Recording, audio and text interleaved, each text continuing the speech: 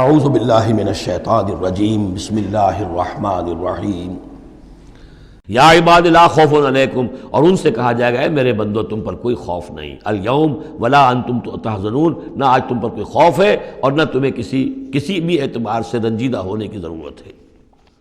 الذین آمنوا بآیاتنا وکانوا مسلمین، یعنی وہ کہ جو ہماری آیات پر ایمان لائے اور جو کہ فرما بردار تھے۔ ادخلوا الجنۃ انتم وازواجکم تحبرون، داخل ہو جاؤ جنت میں تم بھی اور تمہاری بیویاں بھی، کہ تمہاری عزت کی جائے، تمہارا اعزاز اور اکرام ہو۔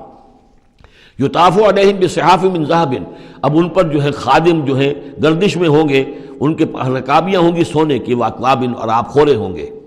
وفیہا ما تشتہی الانفس، اور وہاں ہوگا ان کے لیے وہ سب کچھ جو جس کی اشتہا ہے، جو بھی انسان کے اندر ہے، اس کے نفس کے اندر جس چیز کی اشتہا ہے، خواہش ہے، طلب ہے، وہ سب کا سب وہاں فراہم کر دیا جائے گا۔ وتلذ الاعین، اور جس سے کہ نگاہیں جو ہے وہ لذت حاصل کریں۔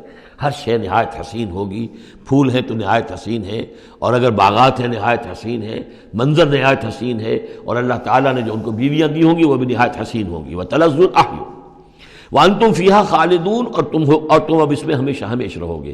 وتلک الجنۃ التی اورثتموہا بما کنتم تعملون، اور یہ جنت ہے وہ جس کے تم وارث بنائے گئے ہو ان کاموں کی بنا پر جو تم کرتے رہے۔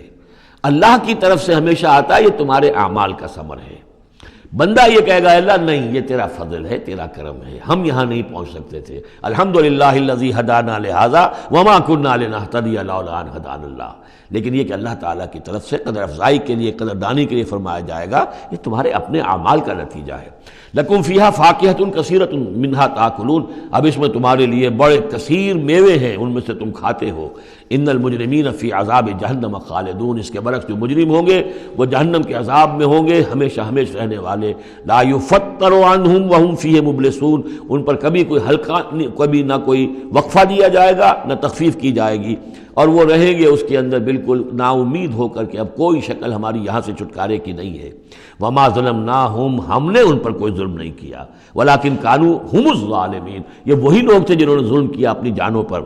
وقالوا ونادوا یا مالک، اور وہ ندا کریں گے، یہ مالک جو ہے یہ جنت کا داروغہ ہے، جہنم کا داروغہ ہے۔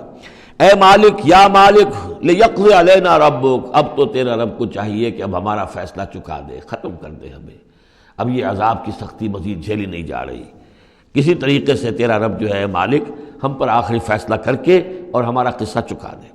قال انکم ماکثون، وہ جواب دے گا نہیں، تمہیں رہنا ہے، ہمیشہ ہمیشہ رہنا ہے۔ لقد جئناکم بالحق، ہم تو تمہارے پاس لے آئے تھے سچا دین، سچی تعلیمات، ولکن اکثرکم للحق کارہون، لیکن تمہاری اکثریت جو ہے وہ حق کو ناپسند کرتی ہے۔ ام ابرموا امرا فانا مبرمون، کیا انہوں نے کوئی معاملہ طے کر لیا ہے، کوئی فیصلہ کر لیا ہے؟ اب یہ جو کشاکش ہو رہی تھی قریش مکہ کے اور حضور کے مابین، اب اس میں ہے کہ کیا انہوں نے کوئی فیصلہ پختہ کر لیا ہے، یعنی فیصلہ کر لیا کہ نہیں مانیں گے، کسی صورت نہیں مانیں گے۔ فانا مبرمون، تو ہم بھی پھر فیصلہ کیے لیتے ہیں۔ ام یحسبون انا لا نسمع سرهم، کیا ان کا یہ خیال ہے کہ ہم سنتے نہیں ہیں جو یہ بیٹھ کر خفیہ جو کرتے ہیں تدبیریں اور جو آپس میں مشورے کرتے ہیں، وَنَجْوَاهُمْ، اور جو نجوا کرتے ہیں، بلا کیوں نہیں، وَرُسُلُنَا لَدَيْهِمْ يَكْتُبُونَ، ہمارے تو ایلچی ہوتے ہیں ان کے پاس جو لکھ رہے ہوتے ہیں، ساری رپورٹ ہمارے پاس آ جاتی ہے، انٹیلیجنس ہماری جو ہے وہ بہت چوکنی ہے۔ قل ان کان للرحمن ولد فانا اول العابدین، اے نبی کہہ دیجئے ان سے اگر رحمان کا کوئی بیٹا ہوتا تو سب سے پہلے میں پوجتا اس کو۔ ظاہر بات ہے میں رحمان کو پوجنے کے لیے تیار ہوں، تو اس کا بیٹا ہوتا فی الواقع کوئی اولاد ہوتی اس کی کوئی واقع، تو میں اس کو کیوں نہ پوچھتا، ہے ہی نہیں۔ یہ ہے در حقیقت تعلیق بالمحال، ایک شے جو ہے ہی نہیں اس کو کہنا کہ اگر ایسا ہوتا تو میں پوچھتا اس کو، ظاہر بات ہے کہ ہے ہی نہیں اور نہ اس کا امکان ہے، تو پوچھنے کا کوئی سوال نہیں۔ اس سے ایک واقعہ بھی ہے میری زندگی کا۔ ٹورنٹو میں ایک قادیانی سے بحث ہوئی تھی، اس نے کہا کہ حضور نے فرمایا تھا کہ اگر ابراہیم میرے بیٹے زندہ رہتے تو یہ نبی ہوتے، لو عاش ابراہیم لکان نبیا، وہ جو ماریہ قبطیہ سے رضی اللہ عنہا جو آپ بیٹا دیا تھا اللہ نے، اس کے بارے میں حضور نے فرمایا اگر یہ زندہ رہتے تو نبی ہوتے، تو اس نے کہا اس کا مطلب یہ کہ نبوت ختم تو نہیں ہوئی۔ وہاں میں نے دلیل کے طور پر کہا کہ جب اس طرح کی شرط کی بات ہوتی ہے تو یہ تم دیکھو، ان کان للرحمن ولد فانا اول العابدین، اگر ہے کوئی بیٹا اللہ کا تو میں سب سے پہلے پوچھتا ہوں، تو یہ در حقیقت نفی کا انداز ہے، نہ ابراہیم نے زندہ رہنا تھا نہ نبوت جاری رہنی تھی۔ وہ تو حضور نے اس بات کے حوالے سے بالکل اسی طریقے سے تو اس کو مانا کہ واقعتاً آپ کی دلیل جو ہے وہ مضبوط ہے۔ سبحان رب السماوات والارض رب العرش عما یصفون، پاک ہے تمام آسمانوں کا رب اور زمین کا رب، مالک اور آقا، رب العرش ہے اور جو تخت کا رب ہے، تخت کا مالک ہے، عما یصفون، ان تمام چیزوں سے جو یہ بیان کرتے ہیں، فذرہم یخوضوا ویلعبوا، تو اے نبی ان کو چھوڑیے، یہ غور و خوض میں لگے رہیں، مین میخ نکالتے رہیں اور یلعبوا کھیل کود کرتے رہیں اور استہزاء کرتے رہیں، تبصر کرتے رہیں، حتی یلاقوا یومہم الذی یوعدون، یہاں تک کہ پھر ان کی ملاقات ہو جائے ان کے اس دن سے جس کا ان سے وعدہ کیا جا رہا ہے۔ وَهُوَ الَّذِي فِي السَّمَاءِ إِلَٰهٌ وَفِي الْأَرْضِ إِلَٰهٌ، اور وہ اللہ جو ہے آسمان میں بھی وہی الہ ہے اور زمین میں بھی وہی الہ، ایک الہ ہے۔ یہاں اس سے بہت قریب آ جاتے ہیں وہ جو بائبل میں لارڈس پریئر ہے عیسائیوں کی، Thy kingdom come, Thy will be done on earth as it is in heavens۔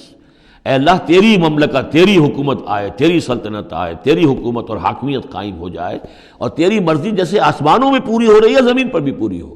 تو وہ تو اللہ ہے الہ، آسمانوں میں بھی زمین میں بھی، لیکن یہ کہ یہاں پہ انسانوں کو اللہ تعالیٰ نے ذرا سی ایک دے رکھی ہے آزادی کہ اگر تم چاہو تو میری اگر ناشکری کی روش اختیار کرنا چاہو تو تمہیں اختیار ہے۔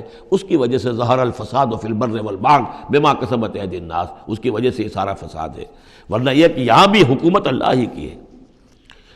وَهُوَ الَّذِي فِي السَّمَاءِ إِلَٰهٌ وَفِي الْأَرْضِ إِلَٰهٌ وَهُوَ الْحَكِيمُ الْعَلِيمُ، اور وہ الحکیم ہے، العلیم ہے۔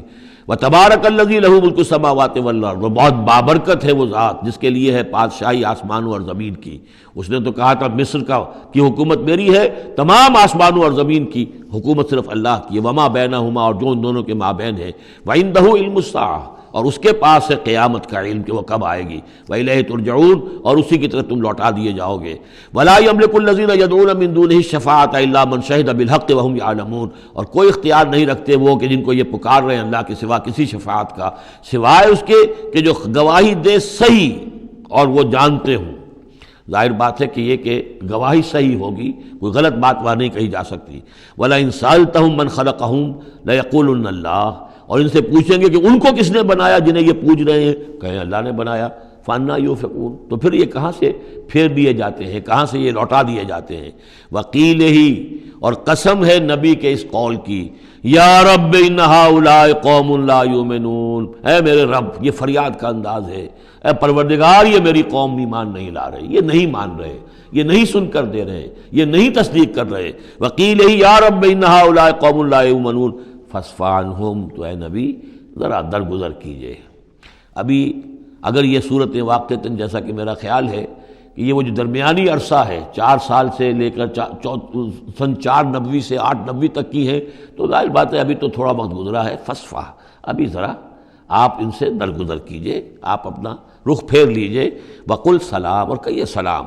وقالوا سلاما، اگر یہ آپ کے ساتھ الجھتے ہیں، الٹی سیدھی باتیں کرتے ہیں، استہزاء اور تبصر کرتے ہیں، وَإِذَا خَاطَبَهُمُ الْجَاهِلُونَ قَالُوا سَلَامًا، جو سورہ الفرقان میں ہم پڑھ چکے ہیں۔ قل سلام فَسَوْفَ يَعْلَمُونَ، زیادہ دیر نہیں گزرے گی کہ حقیقت ان پر منکشف ہو جائے گی، حق کا حق ہونا ثابت ہو جائے گا اور باطل کا باطل ہونا ثابت ہو جائے گا۔ صدق اللہ العظیم۔